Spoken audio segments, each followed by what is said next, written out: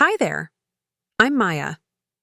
The afternoon of my cousin's graduation party, my uncle stared me straight in the face and said, "We're hosting it at your place since you clearly have nothing better to do with it." Then he walked away, already texting the family. No request, no please. Like my home was community property and I was just the caretaker. But I didn't argue. I didn't protest. I just slipped the locksmith's business card from my wallet and scheduled the appointment for exactly 8:30, and right when dessert would be served.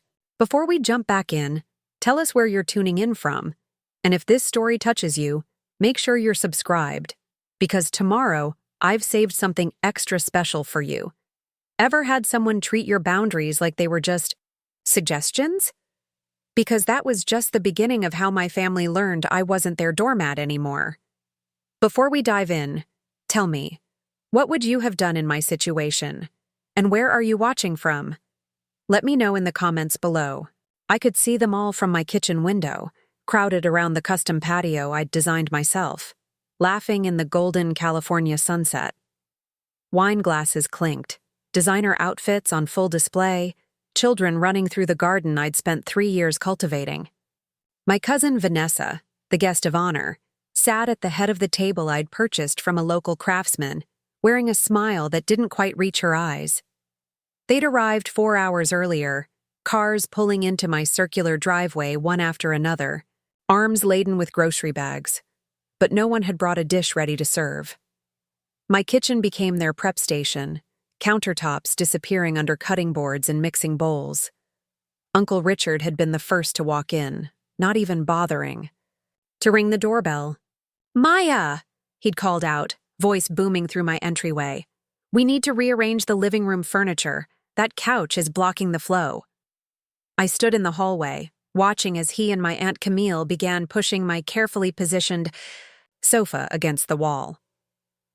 The abstract painting I'd commissioned from a former art school classmate was shifted without a word to make room for a "Congratulations Graduate" banner. "Actually," I began, "I'd rather keep the furniture where—" "Oh, honey," Aunt Camille cut in, her voice honey-sweet, but eyes dismissive. "This isn't about you today. It's Vanessa's celebration. You know how important family milestones are." I swallowed hard. Yes, I knew exactly how important family milestones were, when they belonged to someone else. My own graduation, my gallery opening, the day I closed on this house. Somehow those events had slipped from the family calendar. My phone buzzed. In my pocket, a text from the locksmith confirming our appointment. 8:30 p.m. sharp. I took a deep breath and moved toward the kitchen where my mother was already criticizing my choice of serving platters. "These are too modern, Maya," she said, fingering the matte black ceramic dishes I'd purchased during my trip to Japan. "Too cold for a family gathering. Don't you have anything more traditional? Something with a little warmth?" What she meant was something more like what she would choose. Something that erased my aesthetic, my choices, my life from my own home. "These are what I have," I said simply. She sighed, that familiar sound of disappointment that had scored the soundtrack. Of my childhood, I should have brought mine. Next time I'll know better. Next time. As if this invasion was going to become a regular occurrence. My cousin Vanessa caught my eye from across the room and gave me a small smile. At 22, fresh out of business, school with honors, she was the family's newest golden child. We'd been close once, before the family hierarchy had solidified, before she'd learned it was easier to align with the power structure than challenge it. "Hey," she said, approaching me with a glass of wine that I hadn't purchased. Someone had brought their own alcohol, not trusting my selection. "Thanks for letting us use your place. It's really beautiful." The sincerity in her voice caught me off guard. "Congratulations on graduating," I replied. "Your parents must be proud." "They're already talking about which law firms I should apply to," she said, her smile faltering. "Dad's got connections at Hartman and Wells." I nodded, understanding. All too well. Uncle Richard had connections everywhere, except when it came to my art career. Then suddenly he knew no one, could make no introductions. "What about your photography?" I asked. Vanessa had once shown real talent. Her landscape shots displayed in a student exhibition I'd attended secretly, knowing the family wouldn't approve of encouraging her hobby. She glanced around, making sure no one was listening. "That's just for fun. You know how it is." I did know. I'd heard the same dismissals about my painting for years. Just a phase, a hobby, something to do until I found a real career, until I settled down, until I conformed. "I've got something for you," I said, motioning for her to follow me upstairs, away from the noise of the gathering. In my office, the one room I'd managed to keep locked during the invasion, I pulled out a small package wrapped in simple brown paper. "Open it later when you're alone," I whispered. Preparing and narrating this story took us a lot of time, so if you are enjoying it, subscribe to our channel. It means a lot to us. Now back to the story. She nodded, tucking it into her purse. Without question. It was a set of professional-grade filters for her camera, the ones I'd overheard her mentioning to a friend months ago, and a card with the contact information for my gallery owner. Someone who would see her work for what it was, not what the family thought it should be. A crash from downstairs pulled us back to reality. We descended to find my nephew Trevor standing beside a broken vase, my favorite, a piece I'd purchased, from a local artist during my first successful show. "It was an accident," my sister Jennifer said dismissively before I could speak. "Kids will be kids. You shouldn't keep fragile things out when family visits anyway." I stared at the scattered ceramic pieces, blue and gold fragments sparkling on my hardwood floor. No one moved to clean it up. No one apologized. It was just another casualty of the day, another boundary crossed, another piece of me deemed unimportant. The doorbell rang. My salvation. The locksmith was early. "Who's that?" Uncle Richard called from the patio. "We're not expecting anyone." "Else are we?" "Just a delivery," I replied smoothly. "I'll handle it." I ushered the locksmith to the side entrance, speaking in hushed tones. "I need every exterior door lock changed, every single one, and I need it done without anyone noticing, if possible." He raised an eyebrow but nodded. "I can be discreet. Start with the back entrances, work my way to the front, but it'll take about an hour for all of them." "Perfect," I said, handing him the first key. "Dessert is at 8:30. I need it done by then." As he slipped away to begin work, I returned. To the party, a strange calm settling over me. For years, I'd been the family afterthought, the artistic black sheep who'd somehow managed to buy a hillside home in the most exclusive neighborhood in town through my little paintings, as my mother called them. They'd minimized my success while simultaneously feeling entitled to the fruits of it. My Aunt Patricia cornered me by the bar they'd set up on my antique sideboard. "Maya, darling, we're thinking of doing Christmas here this year. Your place has such better flow than Richard's, and you know how cramped my house gets with everyone. We'll handle everything, of course. You won't have to lift a finger. Except provide the house, and the utilities, and probably most of the food and drinks, if today was any indication." "I'll have to check my schedule," I said vaguely. "I might be in Barcelona for a commission." Her face fell slightly. "Well, family comes first, doesn't it? I'm sure you can reschedule whatever it is. It's not like you have children to consider."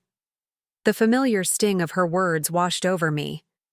In our family hierarchy, my time was less valuable because I was unmarried, childless by choice, pursuing a career that none of them understood or respected. Across the room, I caught sight of the locksmith quietly working on the kitchen door that led to the side yard. He caught my eye and gave a subtle thumbs up. 1 down, 5 to go. My brother-in-law, David, appeared at my side, drink in hand. "This place must have cost a fortune," he said, not bothering to lower his voice. Who would have thought scribbling on canvas could pay so well? I don't scribble, I said evenly. I paint, and I sell, quite successfully. He laughed, a sound that held no warmth. Come on, Maya. We all know you got lucky with those tech guys who needed office decorations. It's not like you're a real artist. The words hit their mark, as they were intended to. The familiar doubt crept in, the same doubt they'd been planting since I was a child drawing instead of playing sports, since I was a teenager applying to art school instead of pre-law, since I was an adult choosing a path that none of them understood. But this time, something different happened. The doubt flickered and died, replaced by a certainty that settled deep in my bones. I looked around at my home, my beautiful home filled with people who had never truly seen me, and I knew with absolute clarity that this was the last time they would invade my space. The Langley Foundation commissioned 6 pieces for their new headquarters, I said calmly. That's how I bought this house, and the Shimizu Gallery in Tokyo is hosting my solo exhibition next spring. That's why I might be unavailable for Christmas. David's smile faltered, uncertainty crossing his face. Well, he said finally, everyone gets their 15 minutes, I suppose. As he walked away, I spotted the locksmith again, now working on the front door while everyone was gathered in the back. Our eyes met briefly, and he nodded. Almost done.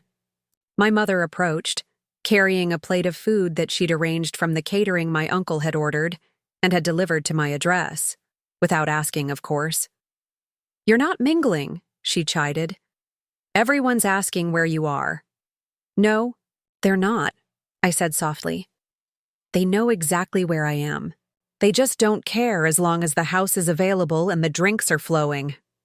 She bristled. That's a terrible thing to say about your family, after everything we've done for you. What exactly have you done for me, Mom? The question slipped out, quiet but firm. When was the last time any of you showed up for me the way I'm expected to show up for all of you?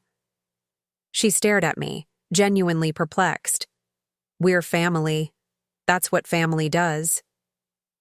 No, I corrected her gently. That's what I do.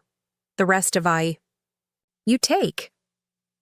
Before she could respond, Uncle Richard's booming voice called everyone to attention. Time for dessert! Everyone to the dining room!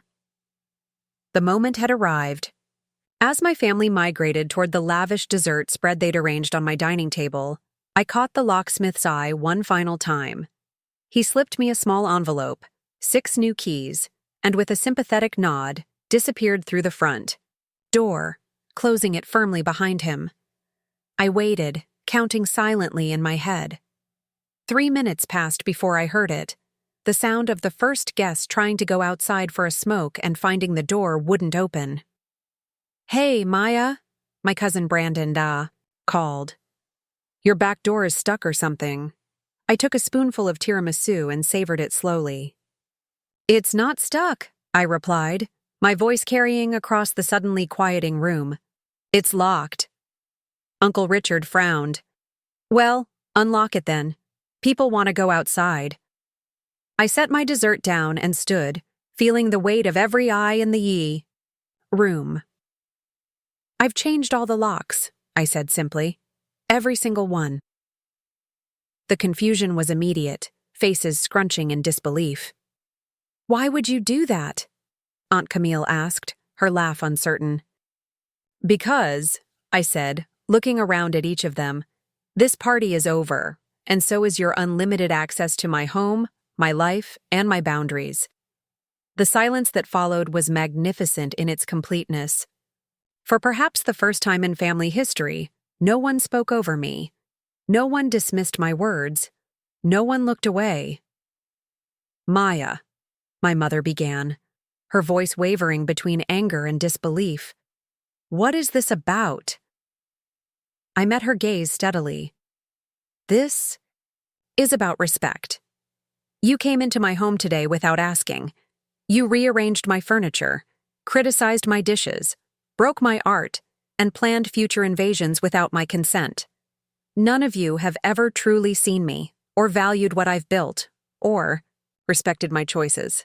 That ends today. Uncle Richard's face darkened. You're being ridiculous. We're family. Yes, we are, I agreed. And family should treat each other with respect, not as commodities or conveniences. I walked to the front door and opened, it standing beside it like a sentinel. I'll be outside with the new keys. As each of you leaves, I'll give you exactly one key, for emergencies only. If you'd like to visit in the future, you'll call first and ask permission, just like you would with anyone else whose home and boundaries you respect. The stunned faces around me transformed in waves, shock giving way to confusion, then to outrage, and in some cases, to a dawning realization. Vanessa was the first to move, gathering her purse and graduation gifts. As she passed me, she whispered, "I'm proud of you." I pressed a key into her palm, along with a gentle squeeze. Others followed, some storming out with harsh words, others leaving in embarrassed silence. My mother paused before me, her expression unreadable. "I don't understand why you're doing this," she said quietly. "I know," I replied. "That's part of the problem." I handed her a key, our fingers brushing. "When you're ready to see me, really see me, you can call first. We can start again." As the last car pulled away from my driveway, I stood in the doorway of my home, truly mine again. The evening air was cool on my face, carrying the scent of jasmine from my garden. Inside, dishes were piled high, furniture displaced, evidence of the invasion scattered throughout. But it didn't matter. The space was mine again. The boundaries were restored. I closed the door, turned the new lock, and smiled. Sometimes the strongest foundations are built not on what you allow, but on what you refuse to accept. And I was done accepting less than I deserved. The morning after the lockout, I woke to silence.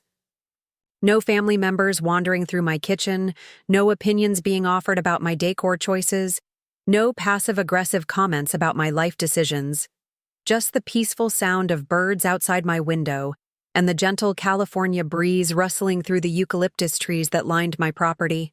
I stretched, feeling lighter somehow, as if I'd set down a weight I'd been carrying for decades. My phone sat on the nightstand, screen dark. No missed calls, no apologetic texts, no family members trying to explain why I was wrong and they were right. Just silence. And it was glorious. I made myself a cappuccino using the expensive machine I'd bought after selling my first major collection, the purchase my mother had called unnecessarily extravagant, despite never hesitating to use it whenever she visited. Today, I savored each sip while walking through my home, reclaiming each space that had been invaded.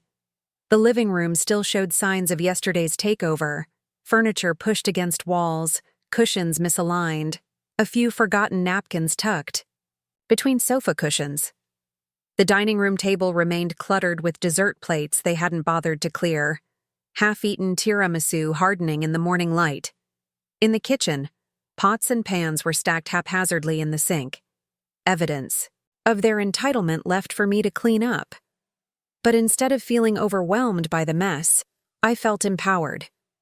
Each dish I washed, each cushion I fluffed, each piece of furniture I returned to its rightful place was an act of reclamation. This was my home, built with my success, designed according to my vision. And now, finally, I was its sole gatekeeper. As I wiped down the last counter, my phone finally buzzed. I braced myself for the onslaught of family outrage, but it was a message from Anton, my gallery manager. The Miyazaki collection arrived. "Stunning work, Maya. This series will sell. Out before the opening night. When can you come in?" I smiled, remembering the months of work that had gone into those paintings. Late nights in my studio, experiments with new techniques, the meditative process of layering colors to capture the ephemeral quality of light I'd witnessed during my artist residency in Japan. None of my family had asked about that residency. None of them had shown any interest in understanding why it mattered to me, or how it had transformed my work. "Be there at 2, I texted back. As I dressed, selecting a paint-splattered jumpsuit that my mother would have cringed at. "Can't you wear something more feminine, Maya?" I thought about how differently the art world saw me compared to my family. To collectors and curators, I was Maya Chen, the rising star whose atmospheric landscapes blended Eastern and Western traditions in a way that felt both ancient and utterly contemporary. To my family, I was just Maya who drew pictures instead of pursuing a real career. The doorbell rang as I was slipping on my boots. For a moment, I froze, wondering if it was a family member come to demand explanations or apologies. But when I checked the security camera, I saw Vanessa standing on my porch, alone, shifting nervously from foot to foot.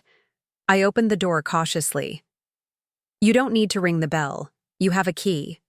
She shrugged, tucking a strand of hair behind her ear. After yesterday, I didn't want to assume anything. That simple acknowledgement of my boundaries nearly brought tears to my eyes. I stepped aside to let her in. "I came to help clean up," she said, glancing around.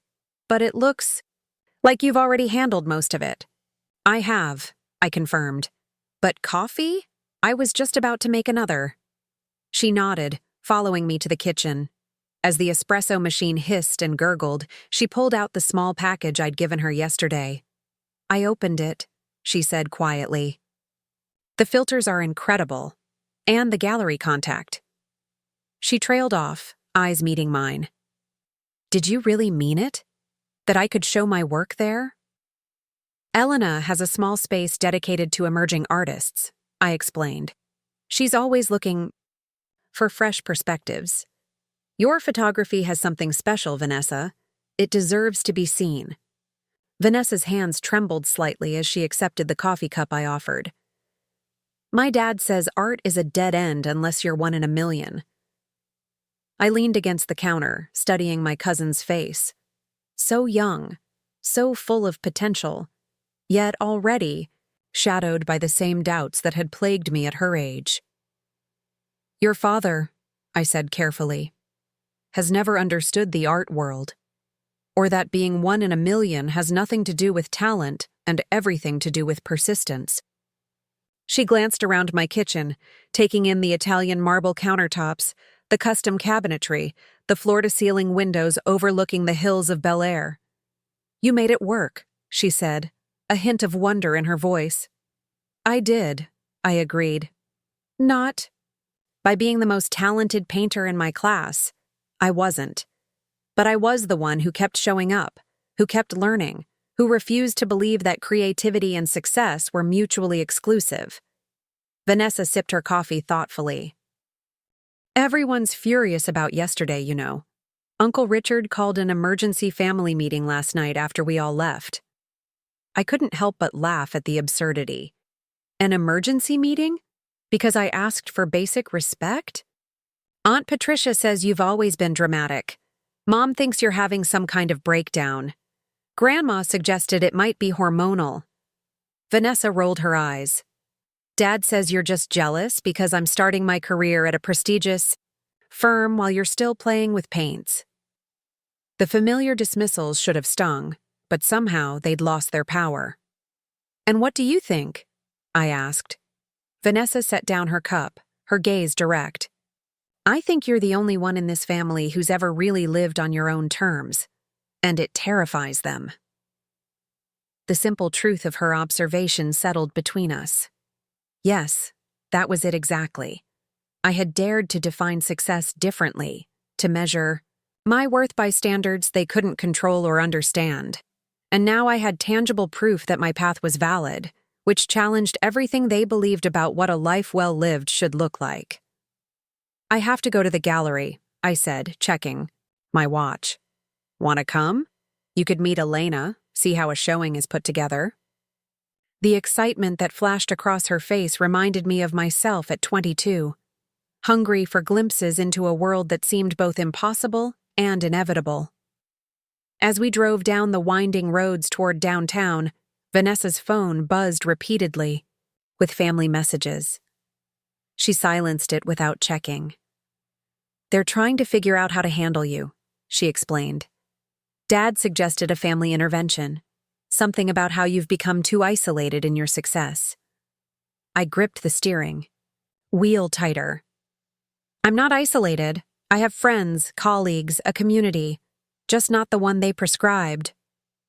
We pulled into the private parking behind Elemental Gallery, the space that had launched my career 5 years ago, when Elena Vasquez had taken a chance on an unknown artist with an unusual perspective. Now, my work commanded 5-figure sums, and I had waiting lists for commissions.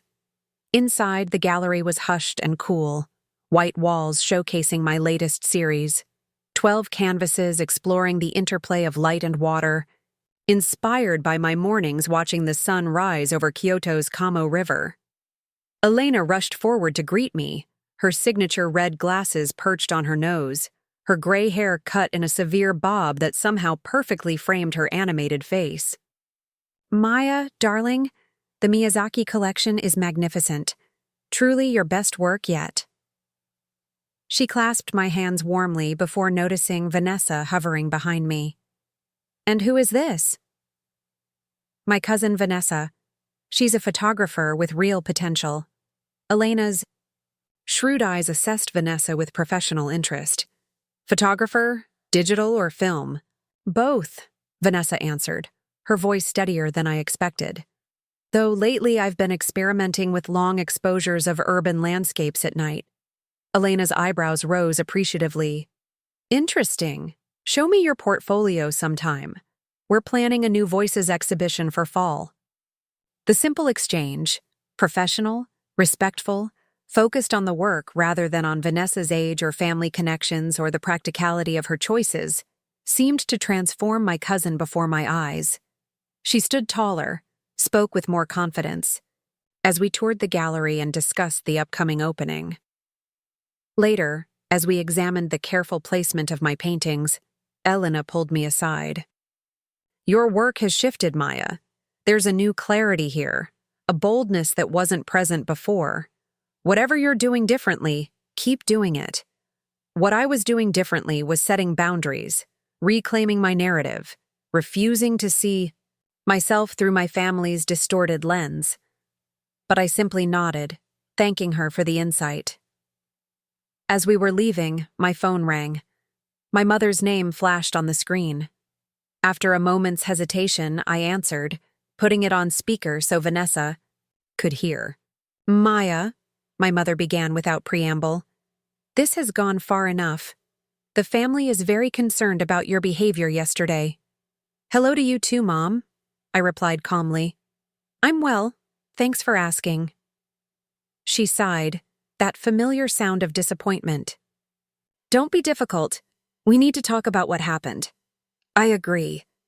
I'm free for coffee next Tuesday. We can discuss respect and boundaries then." A pause. "Tuesday? That's nearly a week away. Richard and Patricia want to come over tonight to sort this out." "No," I said simply. "That doesn't work for me. Tuesday, at Bluebird Coffee at 10 a.m., or we can try for the following week." "Maya Chen," my mother's voice sharpened, "this is your family. You don't schedule us like business appointments." "Actually, I do now. That's what yesterday was about. My time is valuable, Mom. My space is mine. If you want to be part of my life, you need to respect both." The silence that followed was so profound I momentarily wondered if she'd hung up. "Fine," she finally said, the word clipped. "Tuesday. But I'm bringing your Aunt Patricia." "No, you're not," I countered. "Just you and me. We need to talk mother to daughter first." Another lengthy pause. "Fine," she repeated, though it clearly wasn't. "Tuesday." After we hung up, Vanessa stared at me with something like awe. I've never heard anyone talk to Aunt Lynn that way. "It's not about talking to her a certain way," I explained as we got back in the car.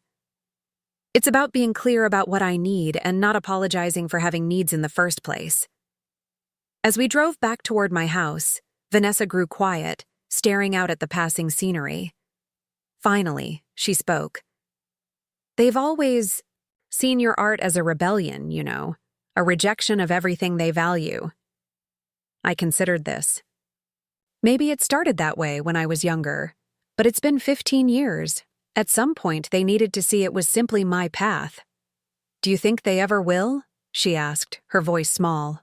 I thought about my mother's response to my boundary setting, about the emergency family meeting called to discuss my audacity in asking for respect. I don't know, I admitted, but I'm done waiting for their permission to live the life I've built. Back at my house, Vanessa hesitated before leaving. Can I come by again? Maybe see your studio? The request warmed something in me that had been cold for too long. Anytime. That's what the key is for. Welcome visits from people who see me. After she left, I walked through my quiet house to the back of the property, where a converted pool house served as my studio. Inside, half-finished canvases lined the walls, sketches were pinned to cork boards, reference photos clustered around, specific works in progress. This space had always been off-limits during family visits, partly to protect works in progress, but mostly because I couldn't bear their dismissive glances, their polite nods that never quite masked their incomprehension. I settled onto my painting stool, studying the large canvas I'd been struggling with for weeks. It depicted a memory from childhood, a moment when I'd wandered away from a family picnic and discovered a hidden pond, the surface broken by ripples from falling cherry blossoms. I'd stayed there for hours, watching the interplay of light and water, until my parents found me, frantic and angry. Why can't you stay where you're supposed to be? My mother had demanded, yanking me to my feet. I hadn't had an answer then. But now, mixing colors on my palette, I realized the truth. I had always been exactly where I was supposed to be. It was their expectations that had been misplaced. The next morning, a series of texts arrived from my brother James. We'd once been close, before he'd chosen the path of least resistance. Law school, marriage to a family-approved wife, a house in the same neighborhood as our parents. Mom says you've lost your mind, his first message read. What happened at Vanessa's party? I took my time responding, carrying my coffee out to the garden to sit among the lavender and rosemary I'd planted when I first bought the house. I set a boundary, I finally wrote back. Long overdue. 3 dots appeared immediately. By changing your locks during a family event? That's not a boundary, Maya. That's a scene. I smiled despite myself. Always the lawyer, my brother. Sometimes a scene is necessary when years of quiet requests have been ignored. A longer pause this time.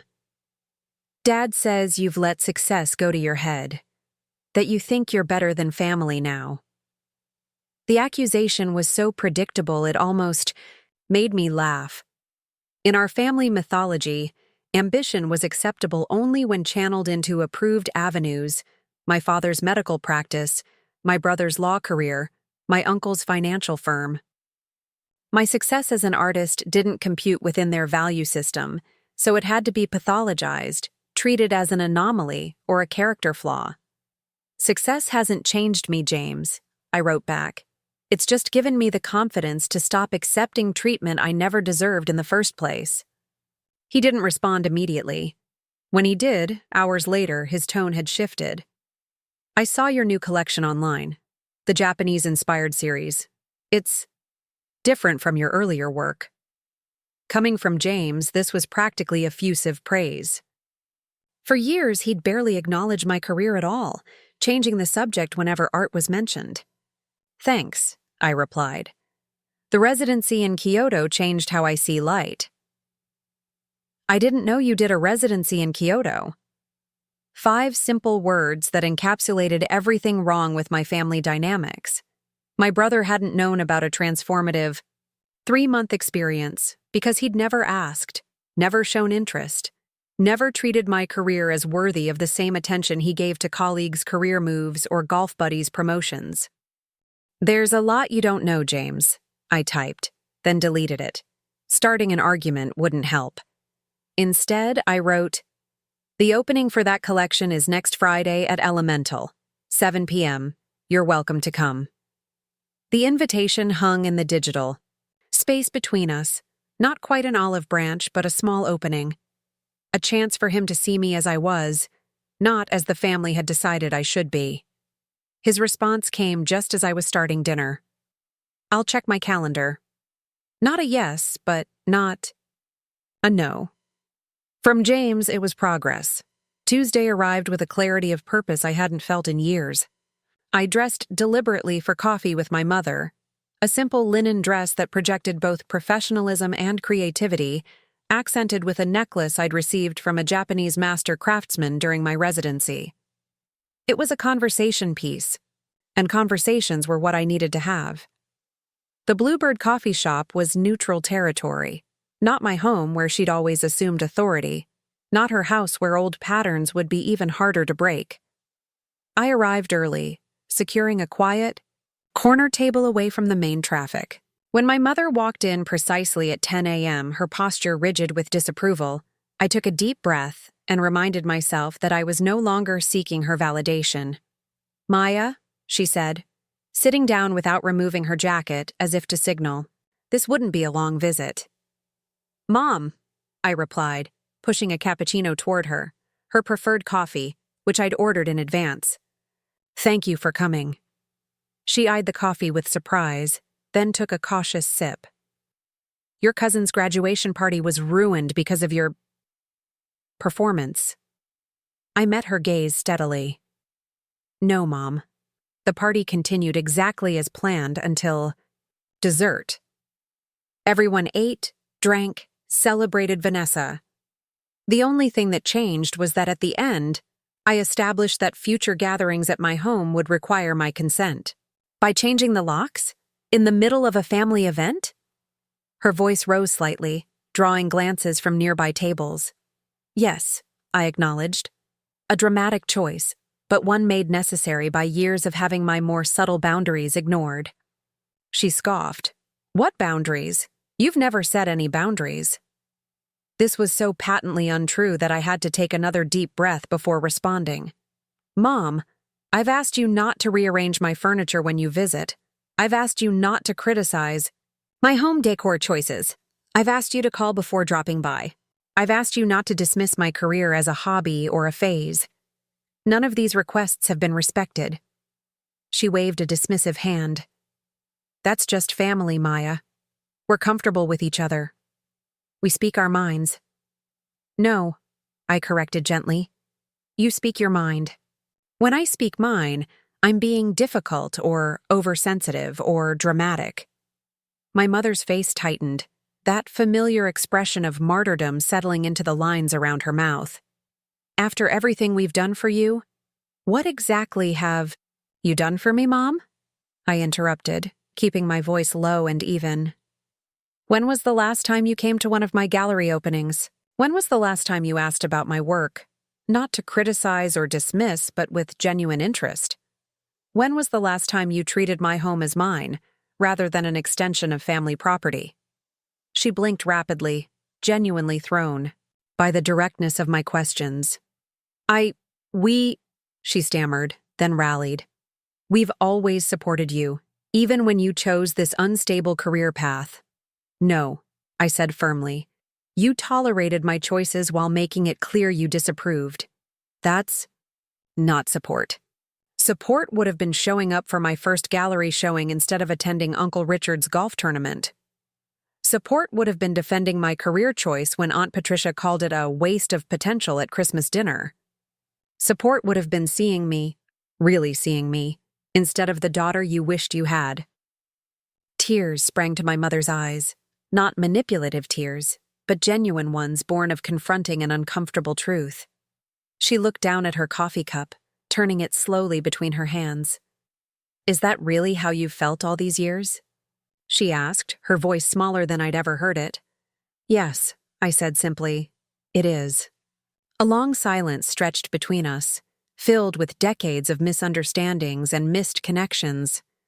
Finally, my mother looked up, her expression uncharacteristically vulnerable. "I never knew how to support an artist," she admitted. "No one, in our family had ever chosen that path. I didn't know what it meant, what it required. I was afraid for you. It was the most honest thing she'd ever said to me about my career choice. Not a justification for her behavior, but at least an explanation. I understand fear, I told her. But fear doesn't excuse treating someone's choices, home, and boundaries with disrespect. She nodded slowly. The locks, she said. That was about more than just the party, wasn't it? Yes, I confirmed. It was about years of feeling invisible in my own life. Years of having my successes minimized and my choices questioned. Years of being the family's scapegoat who never quite fit the mold. My mother took another sip of her coffee, her hands trembling slightly. I'm not sure I know how to see you differently, she confessed. I'm not sure I know how to be the mother you needed. The admission cost her, I could see that. My mother had always prided herself on being the perfect parent, the center of our family universe. Acknowledging a failure, especially to me, went against everything she believed about herself. You could start, I suggested gently, by asking me about my work. Not to judge or evaluate, but to understand what matters to me about it. She hesitated, then set down her cup. Tell me about the Japanese paintings. James mentioned them. It was a small opening, imperfect and tentative. But as I began to describe my time in Kyoto, the early mornings by the river, the quality of light I'd been trying to capture, I saw something shift in my mother's eyes. Not full understanding, perhaps, but the beginning of a willingness to see me as I was, not as she had decided I should be. And that, I realized as our coffee extended into lunch, was a foundation we might actually be able to build upon. The gallery buzzed with anticipation, voices mingling with the subtle notes of string quartet music and the gentle clink of champagne, flutes. My Miyazaki collection, 12 canvases that captured the ephemeral dance of light across water, hung on pristine walls, each piece illuminated to enhance the delicate layering of colors that had become my signature. Elena moved through, the crowd with practiced ease, connecting collectors to concepts, translating my artistic vision into language that resonated with potential buyers. I stood slightly apart, watching the room fill with critics, collectors, fellow artists, and the culturally curious who made opening nights at Elemental Gallery coveted invitations in Los Angeles art circles. My black jumpsuit, a custom piece, from a Japanese designer I'd befriended during my residency, felt like armor, elegant but practical, allowing me to be both artist and businesswoman in a world that often tried to separate the two. There's already red dots on 3 pieces, Vanessa whispered, appearing at my side with 2 glasses of champagne. She handed me one, her eyes bright with excitement. In the 2 weeks since our confrontation at the family party, she'd become a regular visitor to my studio, absorbing everything I could teach her about navigating the art world while developing her own photographic eye. Elena works quickly, I replied, taking a sip. She starts selling to her top collectors days before the official opening. Vanessa nodded, scanning the room. Will your parents come? The question hung between us, weighted with all that had transpired since my coffee with my mother. We'd met twice more, once for lunch near her office, once for a cautious walk through the botanical gardens she'd always loved. Small steps, tentative conversations that carefully avoided family politics while trying to establish a new kind of relationship based on who we actually were, not who we'd been expected to be. Mom said she'd try, I answered honestly. Dad, I don't know. My father had remained conspicuously silent through the family drama, neither condemning nor defending my boundary setting.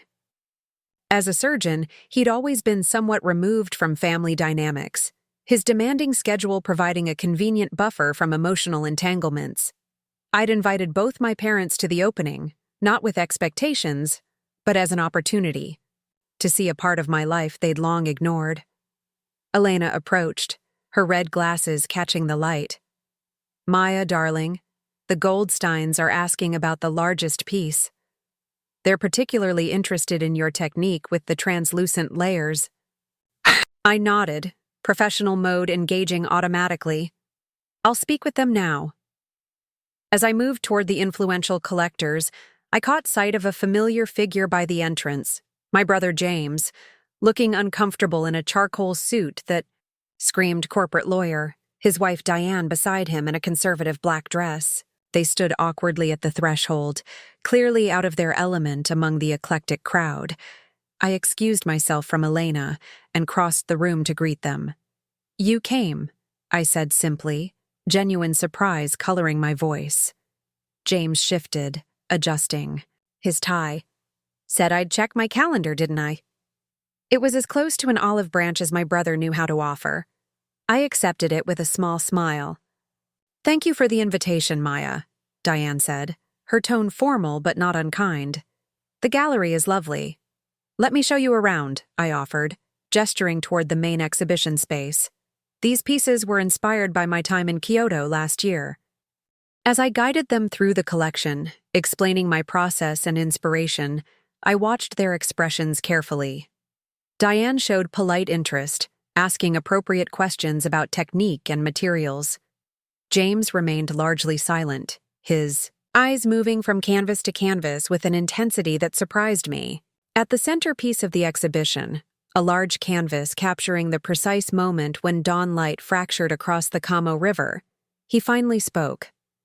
"This reminds me of that creek behind Grandma's house," he said quietly. "Remember how you used to disappear for hours to watch the water?" The observation caught me off guard. James rarely referenced our childhood and never with this kind of perception. "Yes," I admitted. "That's exactly what I was thinking about when I painted this. How did you know?" He shrugged, uncomfortable with the moment of connection. "Just looked like it, that's all." Before I could respond, a commotion at the entrance drew my attention. My parents had arrived. My mother in an elegant navy dress I'd never seen before, my father trailing behind her with the slightly bewildered expression he always wore at social events. But they weren't alone. Behind them stood Uncle Richard and Aunt Patricia, followed by Vanessa's parents and several other family members. My heart sank. This wasn't the private family reconciliation I'd hoped for. It was a delegation, a show of force. Exactly the kind of performance my family excelled at. Elena appeared at my side, sensing my tension. "Friends of yours?" she murmured. "Family," I replied, the word tasting complicated on my tongue. "Lots of family." She squeezed my arm supportively. "I'll keep the champagne flowing." As my mother spotted me and began making her way through the crowd, I steeled myself for whatever confrontation was about to unfold. But instead of the tight-lipped disapproval I expected, she embraced me warmly. "Maya, the gallery is wonderful," she said, stepping back to examine my jumpsuit with surprising appreciation. "This is very chic. Japanese designer?" The question, specific. Informed, genuinely curious, momentarily rendered me speechless. "Yes," I managed. "Takahashi. How did you know?" She smiled, a hint of mischief in her eyes. "I may have done some research. The exhibition catalog mentioned your residency, so I looked up contemporary Japanese fashion designers." This simple, active effort of trying to understand my world instead of dismissing it felt more significant than any grand gesture could have. My father stepped forward, kissing my cheek awkwardly. "Place is packed," he observed, glancing around at the crowd. "All these people are here for your paintings?" "Most of them," I confirmed. "Some are regulars at Elena's gallery, some are critics, some just like free champagne and a cultural evening out." He nodded, absorbing this. "Your mother showed me the catalog, the water paintings. They're good, Maya. Really good." Coming from my father, a man of few words and even fewer compliments, this was practically effusive. I felt something, shift in my chest, a tiny piece of old hurt beginning to heal. The moment was interrupted by Uncle Richard's booming voice. "So this is where all the fuss happens. Let's see what our Maya has been up to with her paintbrushes." He moved through the gallery like he owned it, Aunt Patricia trailing behind, her eyes cataloging every detail as if preparing for a critical report later. The rest of the family spread out, examining paintings with expressions ranging from genuine curiosity to barely concealed skepticism. I braced myself for dismissive comments, for the familiar diminishment of my work. But as I watched them move through the exhibition, something unexpected happened. My cousin Brandon, the family golden boy who'd followed Uncle Richard into finance, stopped in front of one of my smaller pieces, a study of rain falling on temple stones. "This is incredible," he said, leaning closer to examine the texture. "How did you get the water to look like it's actually moving?" Before I could answer, Elena appeared at his side. "Maya developed a unique layering technique for this series," she explained, slipping effortlessly into gallery director mode. "She applies up to 30 translucent washes to create the illusion of depth and movement. It's part of why her work has become so sought after." Brandon's eyebrows rose. "Sought after?" Elena smiled, professional but slightly predatory. "The piece you're admiring is priced at $28,000, and I should mention it sold this morning to a collector from New York." The figure hung in the air between us. I watched comprehension dawn on my cousin's face, not just of the monetary value of my work, but of what that value represented: validation by a world outside our family's narrow definition of success. Similar scenes played out across the gallery as Elena moved between my relatives, casually dropping details about my accomplishments that I'd never volunteered. The museums that had acquired my earlier works, the waiting list for commissions, the international exhibitions, information that transformed their perception of my career from a quirky hobby to a legitimate, respected profession. Uncle Richard cornered me by the bar, his usual bluster subdued. "Your aunt and I owe you an apology," he said, the words clearly costing him considerable effort. "We shouldn't have assumed we could use your home without asking properly." I accepted the olive branch with a nod. "Thank you for saying that." He glanced around the crowded gallery, noting the red dots indicating sales on more than half the dye collection. "You've built something impressive here, Maya. Different from what any of us expected, but impressive nonetheless." Coming from Uncle Richard, the family patriarch who measured success exclusively in terms of prestigious job titles and six-figure salaries, this acknowledgement felt seismic. As the evening progressed, I moved between worlds, speaking with collectors about technique and inspiration, catching fragments of conversation as my family members encountered my professional universe for the first time, watching as Vanessa confidently discussed her own photography with Elena in a corner. Near the end of the night, I found myself alone with my mother beside the large river painting that had captured James's attention earlier. "I wish I'd seen this sooner," she said quietly. "Not just the painting, all of it. What you've built, who you've become." I turned to study her profile, noting the regret etched in the fine lines around her eyes. "You weren't looking," I replied, not accusatory, but truthful. "No," she agreed. "I was too busy seeing what wasn't there. The daughter I thought you should be, to see the remarkable woman you actually are." The admission hung between us, fragile but honest. "I'm learning to look now," she continued, reaching for my hand. "I can't promise I'll always understand your world, Maya, but I want to try. Really try." I squeezed her fingers gently. That's all I ever wanted. As the gallery emptied and the last guests departed, Elena approached with a glass of whiskey, our traditional end-of-opening toast. 16 pieces sold," she announced triumphantly, including the commission inquiry from the Nakamura Foundation. They want something for their new headquarters in Osaka. I accepted the whiskey, letting the implications of this opportunity sink in. The Nakamura Foundation was one of Japan's most prestigious cultural institutions. Also, Elena added with a sly smile, your uncle bought the Autumn Rain study. Paid full price, no family discount. Said something about starting a proper art collection. I nearly choked on my whiskey. Uncle Richard? Bought one of my paintings? Elena nodded, clearly pleased with herself. I may have mentioned that his banking competitors have been acquiring emerging artists for years. Suggested he was behind the cultural curve. I laughed, imagining how effectively that particular button had been pushed. You're dangerous. I'm effective, she corrected, clinking her glass against mine. And your family needed to see you. Through different eyes. My eyes. The art world's eyes. Not just their limited perspective.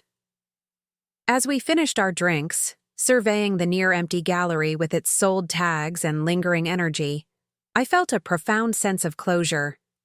Not because my family had finally validated my choices, though that recognition was admittedly sweet, but because I no longer needed their validation to know my worth. The following Sunday, I stood in my kitchen preparing brunch. Sunlight streamed through the windows, illuminating the marble countertops where platters of fresh fruit, warm pastries, and a smoked salmon frittata awaited my guests. A bottle of champagne chilled in an ice bucket, not for mimosas, but for a proper toast. The doorbell rang precisely at 11. I smiled at the formality, weeks after the lock-changing incident, and my family was still carefully respecting the boundary by ringing instead of walking in, even with their new keys. I opened the door to find my parents on the porch, my mother, holding a bouquet of lilies. My favorites, though I couldn't remember telling her that.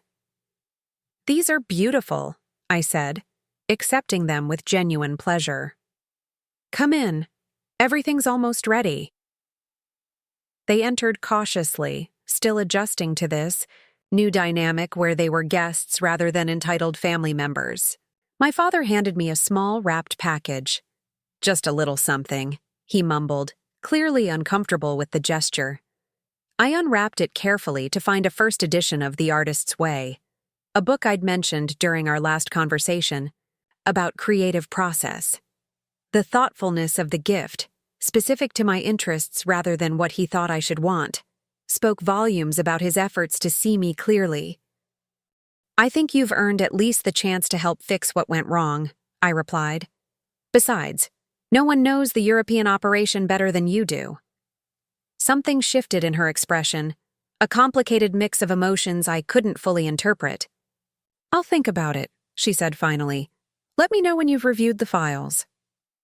After she left, I sat alone with my cooling tea, turning the flash drive over in my hand. If what Melissa had shared was accurate, we were facing a much bigger challenge than I'd anticipated. The ethical breaches weren't isolated incidents, but systemic problems that had been normalized over years.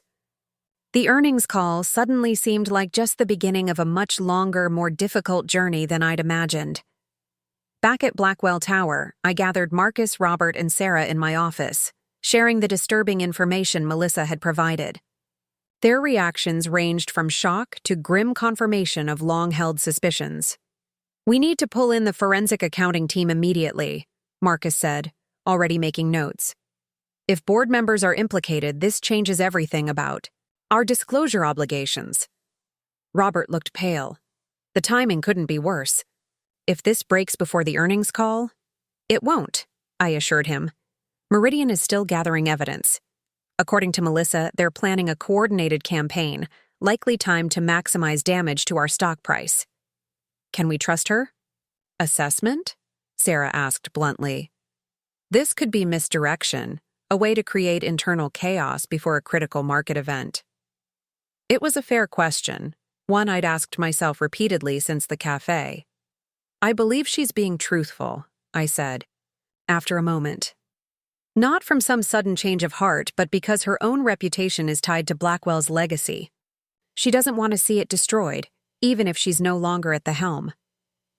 Marcus nodded slowly. That tracks with what I know of her character.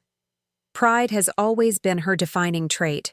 Pride in the Blackwell name, in what your father built.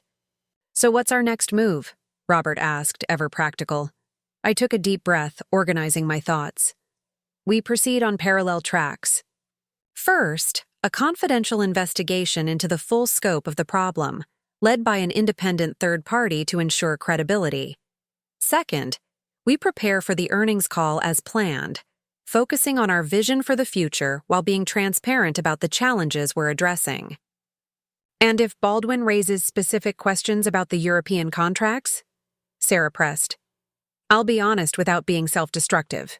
We've already acknowledged there were compliance issues we're addressing. I won't reveal new information until we have a complete picture and a comprehensive response plan. The team dispersed to implement our strategy, leaving me alone with the weight of what we'd discovered. I moved to the window, looking out at the city as evening descended. Lights were coming on in office buildings and apartments, each representing lives that would be affected by the decisions I made in the coming days. My phone buzzed with a text from Carmen. Students finished the mural today. Thought you'd want to see it. Attached was a photo of a vibrant wall painting that had transformed a dingy school corridor into an explosion of color and possibility. The project had been my last initiative before leaving, a collaborative effort involving students from diverse backgrounds, many of whom had never seen themselves as artists before.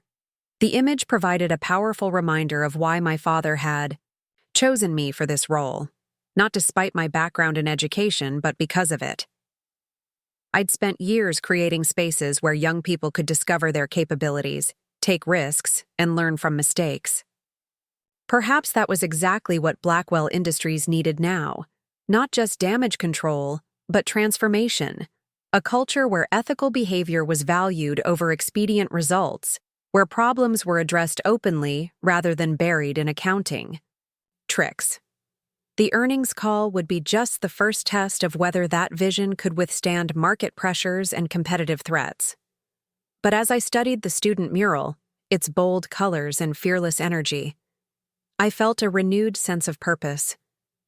This challenge wasn't just about preserving a company, it was about reimagining what it could become. I slept little that night, reviewing the presentation materials until the numbers and projections blurred before my eyes.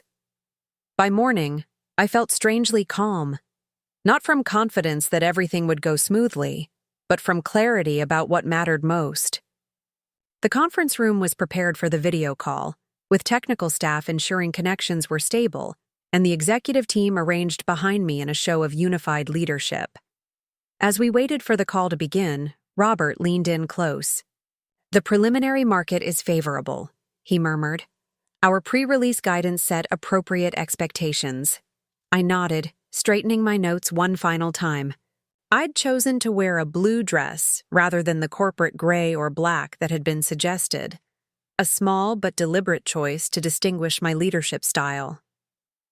The screen flickered to life, showing the faces of key investors and analysts waiting to dissect our performance and strategy. I recognized Trevor Baldwin immediately. Mid-50s, razor-sharp eyes behind expensive glasses, his expression already skeptical. Good morning, I began, my voice steady. Thank you for joining Blackwell Industries' quarterly earnings call. Before we review the financial results, I want to acknowledge that this has been a period of significant transition for our company. I paused, making eye contact with several key analysts through the camera. When I became CEO 3 months ago, many questioned whether an educator could successfully lead a global engineering and manufacturing firm. It was a fair question, one I asked myself repeatedly in those early days. A ripple of response moved. Through the virtual audience, slight shifts in posture, subtle changes in expression. I had their attention. What I've discovered is that leadership transcends industry-specific expertise. It requires vision, integrity, and the ability to inspire others toward a common purpose. These are skills I honed in the classroom, working with young people who taught me as much as I taught them. I gestured to the executive team behind me. I'm fortunate to be surrounded by brilliant individuals with deep technical and market knowledge. My role isn't to replicate their expertise, but to chart a course that leverages their talents toward meaningful goals. Baldwin's expression remained skeptical, but others were nodding slightly. I moved into the financial review, presenting the numbers clearly and without defensive qualifications. When I reached the European results, I addressed the issue directly. As previously disclosed, we identified compliance concerns in our European operations and have implemented comprehensive reforms. This resulted in a temporary reduction in regional revenue as we terminated certain relationships and established new protocols. However, we're already seeing signs of recovery as clients respond positively to our renewed commitment to ethical business practices. I continued to our strategic initiatives, highlighting the clean energy partnerships, the water purification technology, and our investments in sustainable manufacturing processes. Throughout the presentation, I emphasized the connection between purpose and profit, innovation and impact. When we opened for questions, Baldwin was predictably the first to raise his hand. Ms. Blackwell, your predecessors established Blackwell Industries as a leader in traditional industrial systems. Now you're pivoting toward what some might call social impact initiatives. Aren't you concerned about alienating core investors who bought into a very different value proposition? The question was pointed but fair. I leaned forward slightly, engaging directly with his challenge. Mr. Baldwin, I understand your concern. Change always carries risk, but I'd challenge the premise that we're abandoning our core identity. Blackwell has always been an engineering solutions company. What's evolving is our understanding of which problems most urgently need solving. I gestured to the screen showing our financial projections. The market for renewable energy infrastructure will exceed $2 trillion globally by 2030. Clean water technology represents another massive growth opportunity. These aren't charity initiatives, they're smart business investments in sectors with exponential growth potential. Baldwin pressed further. Your European division shows a 22% decrease in revenue year over year. Sources suggest this is directly related to the termination of arrangements that facilitated business in challenging markets. How do you respond to accusations that your ethical reforms are simply naivety about how global business operates? Here it was, the trap Melissa had warned about. Baldwin clearly had inside information about the European operations, though not yet the full picture Melissa had revealed about the systemic nature of the problems. I took a measured breath before responding. Mr. Baldwin, there's nothing naive about recognizing that short-term gains achieved through questionable means ultimately destroy more value than they create. The practices we terminated in Europe exposed Blackwell to significant legal, financial, and reputational risks. I maintained steady eye contact through the camera. What would be truly naive is believing that cutting ethical corners is necessary for business success. Our preliminary Q4 data shows European new contract acquisitions up 18% from Q3, with clients specifically citing our transparency and compliance commitments as differentiating factors in their selection process. This last point, based on very recent data Sarah had provided that morning, seemed to catch Baldwin off guard. He paused, recalibrating his approach. Your father built this company through aggressive expansion and unsentimental business decisions, he noted. Do you believe he would support this dramatic shift in corporate philosophy? The question was designed to be personal, to undermine my authority by invoking my father's legacy against me. 3 months ago, it might have worked. Now, I felt only clarity about my response. My father built Blackwell Industries to solve problems through innovative engineering. In his final months, he recognized that the greatest problems facing our world, and the greatest business opportunities, lie in addressing fundamental human needs and environmental challenges. I smiled slightly. He also recognized that leadership sometimes requires evolution, the courage to move beyond comfortable patterns toward new possibilities. The decision to appoint me as CEO wasn't about maintaining the status quo, but about catalyzing necessary change. Baldwin seemed prepared to press further, but another analyst jumped in with questions about our R&D investments in renewable technologies. The conversation shifted to concrete business strategies rather than philosophical debates about leadership. By the time the call concluded 90 minutes later, I felt drained but satisfied. We had presented our results honestly, addressed challenges directly, and articulated a compelling vision for Blackwell's future. The initial market response was cautiously positive, not euphoric, but notably stronger than many had predicted. As the technical team disconnected the video feeds, Robert approached with a tablet displaying early market reactions. Stocks up 8% already. The analysts are using phrases like refreshingly direct and strategically coherent. Even Baldwin's initial commentary is more measured than expected. Up next, you've got 2 more standout stories right on your screen. If this one hit the mark, you won't want to pass these up. Just click and check them out. And don't forget to subscribe and turn on the notification bell so you don't miss any upload from us.